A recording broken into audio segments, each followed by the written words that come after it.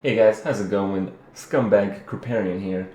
Today I'm going to talk to you guys on what it takes to top the DPS charts of World of Warcraft. Because as we all know, uh, you never really beat World of Warcraft until you were at the absolute top of the DPS meters.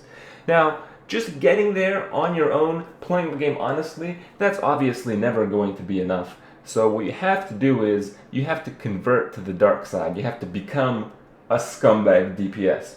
And as a scumbag DPS, I know a lot about this matter, and I want to educate some of you guys that are not aware of some very crucial things that you can do to top the charts in your World of Warcraft raid.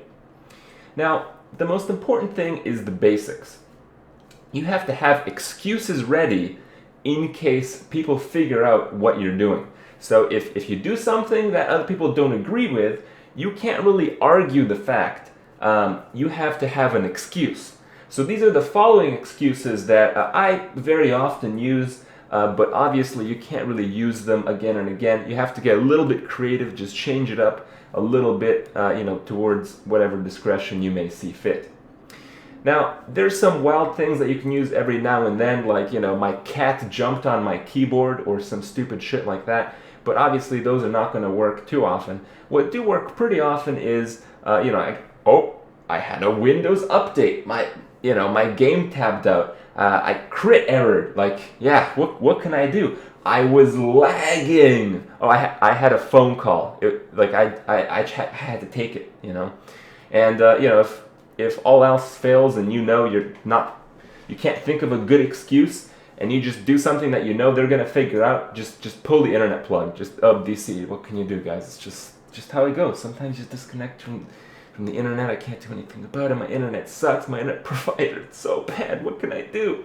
You can just do that. But that's the excuses. Let's talk about the methods. So really, it starts before the boss encounter. Very often when there's a boss encounter, there's going to be certain tasks that certain people have to do in the raid that are going to lower your DPS, such as interrupting, such as CCing certain mobs, such as doing stupid tasks like lighting up tiles on Stoneguard, right? So to avoid those tasks, you have to pretend like you don't know how the fight works. So if they ask you, it's like, can you do this? You just say, sorry man, I just didn't have enough time to research this fight over the weekend. I don't know how to do that. You want to avoid those tasks because if you're made to do those tasks, you are not going to be able to top the DPS meters. So you have to bring up that point every single time. And again, before the boss fight starts, you have to time your pre-pot accordingly. So you guys know in World of Warcraft, the potion timer starts ticking if you're out of combat. So what people do is they pop their potion before they pull the boss, so it resets and they can pop it again during the boss fight, and they have added up time almost leading up to 2 potions. Now the thing is, if you're popping your potion pre-pot and everyone else is also doing that, you're not really getting a competitive edge. The way you get a competitive edge with pre-potting is if there's a countdown and you're supposed to pull the boss on like 0, so you go 3, 2, 1, pull, then what you're supposed to do is on 1, you pop your potion and pull the boss. So you get your pre-pot off, but no one else can get their pre-pot off, and relatively you'll do higher damage than the rest of the raid doing so. You gotta keep that in mind, before the boss fight starts. And when the boss fight is going on, there's really, there's four big things that you gotta do and you gotta look out for, and you just gotta nail these every single time. So number 1 is AoE everything. If there's a lot of ads in one place and you're supposed to DPS something else, don't DPS something else.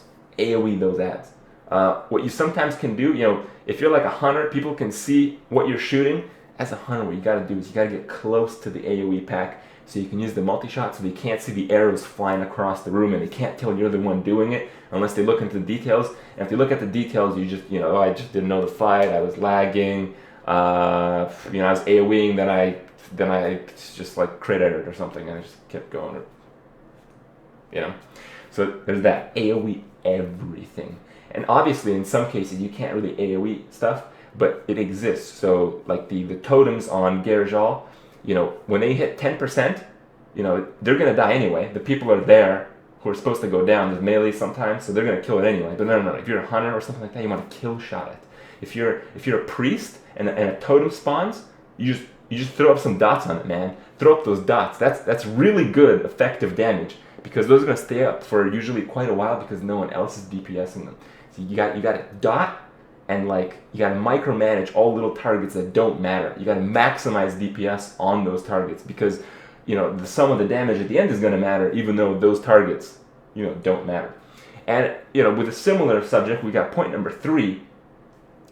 When the raid leader says stop DPS, what that means is DPS. Okay, so when the call is made, stop DPS, that equals DPS. You know, don't mistake that for what they're saying. They're incorrect. They don't know the true ways of topping meters. And you know, with this guide, you're going to be able to have that advantage. And the 4th one, which in some cases is the most important one, in certain situations, you're going to take tons and tons of raid damage for being in positions where you can do damage. So I can't think of a boss fight to mind, but I've seen this come up many times. So let's say you're a melee and the boss is doing like a radius AoE near the boss, and you want to continue doing damage, but if you do that, you're going to die. Okay, this is how you solve this, and this is how you really top the meters.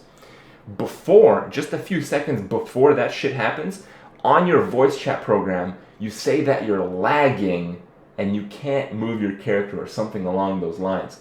And basically what will happen is you'll get like a pain suppression or sometimes an external cooldown or just like a lot of added heals, and you'll be able to sit in a position where you can DPS the target that no one else can DPS. You know, that's how you really get them. And you know, that's really what it takes to top the meters these days. But there's the last thing. There's a last thing that people don't really keep in mind. So you know, you get a boss encounter once a week. You kill the boss, and the next time you kill the boss is the next week. So you only get one chance at this. But what people don't really realize is that, you know, the parse isn't over until it's over. If the boss doesn't actually die, you can try again. You know, if you've used these tactics and you haven't actually, like, you know, topped the meters in this particular case because of some external factors, like you just suck, or you know, you made a few mistakes along the rules that I've said about the Scumbag DPS, what you can do is you can wipe your raid. Because if you wipe your raid, you can try the boss again and do better next time. You know, keep that in mind. It's never over until it's over, and you just keep going at it until you're right at the top of the charts every single time. Hopefully you guys see some real success in World of Warcraft with these tips, and I'll see you guys tomorrow.